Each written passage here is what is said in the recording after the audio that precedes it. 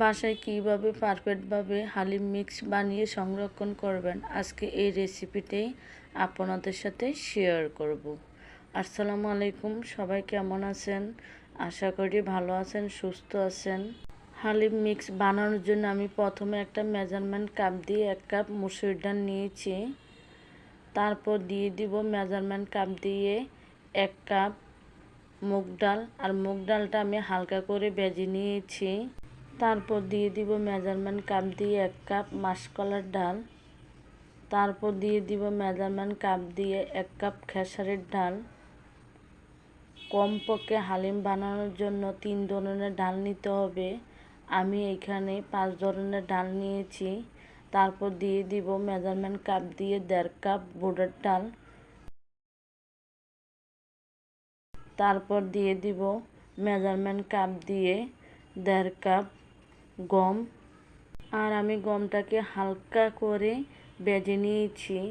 আমি এখানে গম আর মুগ ডাল এই দুটা ভেজে নিয়েছি হালকা করে। তারপর দিয়ে দিব মেজারমেন্ট কাপ দিয়ে 1 কাপ পোলার চাল, চিনি গুঁড়া পোলার চালটা আমি এখানে নিয়েছি।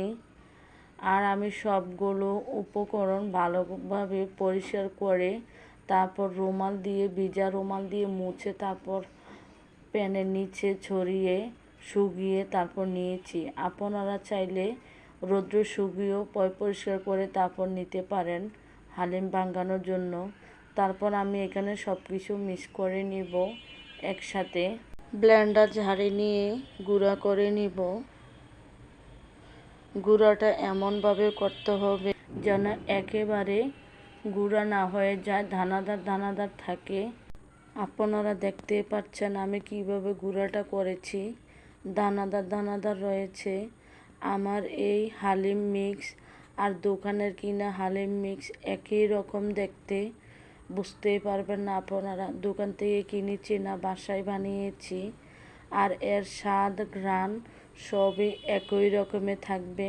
আমি একটা বক্স নিয়েছি, তারপর এই বক্সের মধ্যে করে হালিম মিক্স রেখে তারপর ঢাকনা দিয়ে নরমালি ফ্রোজন করে রাখবো 5 থেকে 6 মাস। এইভাবে করে আপনারাও চাইলে খুব সহজে বাসা বানিয়ে 5 থেকে 6 মাস ফ্রোজন করে রাখতে পারেন অনায়াসে। এর স্বাদ, ঘ্রাণ, গুণ কোনো নষ্ট হবে না। হালিমের মশলা বানানোর রেসিপিটা আজকে আপনাদের সাথে শেয়ার করলাম না, ভিডিওটা অনেক বড় হয়ে যাবে। আর অনেক বড় ভিডিও হলে দেখতে চান না আপনারা, এত কষ্ট করে ভিডিও বানাই অথচ একটা লাইক কমেন্ট করেন না, শেয়ার করেন না। গতকাল এই ভিডিওটা শেয়ার করব।